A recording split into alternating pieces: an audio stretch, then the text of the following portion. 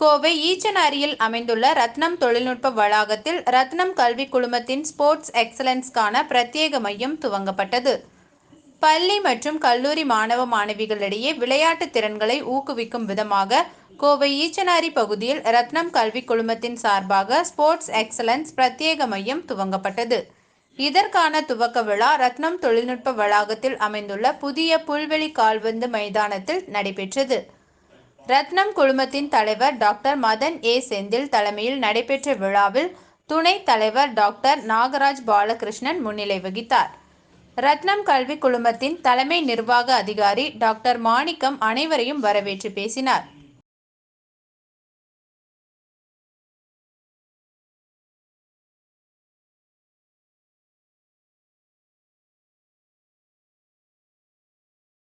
வணக்கம். இந்த எங்களுடைய அழைப்பை ஏற்று இன்னைக்கு இந்த ப்ரெஸ் நண்பர்கள் எல்லாரும் வந்து இந்த முக்கியமான ஒரு ஈவெண்ட்டை கவர் பண்ணுறதுக்கு ரொம்ப நன்றி. இந்த ஈவெண்ட் ஏன் ரொம்ப முக்கியம்னா, கோயம்புத்தூரில் வந்து ஃபுட்பால் வந்து பல காலமாக இங்கே ரொம்ப அருமையாக நடந்துட்டு இருந்த சிட்டி தான்.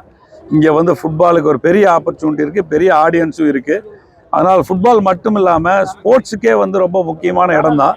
அதுக்கு ரத்தினம் வந்து நம்ம பல விஷயங்களில் அகடமிக்ஸ்லேயும் பிளேஸ்மெண்ட்லேயும் ஆண்டர்ப்ரனர்ஷிப் அதிலெல்லாம் வந்து ஏற்கனவே பல சாதனைகளை பண்ணிட்டு வந்துட்டுருக்கோம். ஸோ ஸ்போர்ட்ஸ்லேயும் நீ அடுத்த லெவலில் போய் நம்ம நேஷ்னல் லெவல் இன்டர்நேஷ்னல் லெவலில் ஸ்போர்ட்டிங் டீம்ஸ் உருவாக்கணும் அப்படிங்கிற ஒரு நோக்கத்தில் இந்த கோல்டன் பாய் ஆஃப் இந்தியன் ஃபுட்பால்னு mister Raman Vijayan, who was a football டீமோட இந்தியாவோட கேப்டனாக இருந்தவர், ரொம்ப சக்ஸஸ்ஃபுல்லாக இந்தியாவுக்கு ஸ்கோர் பண்ணவர்.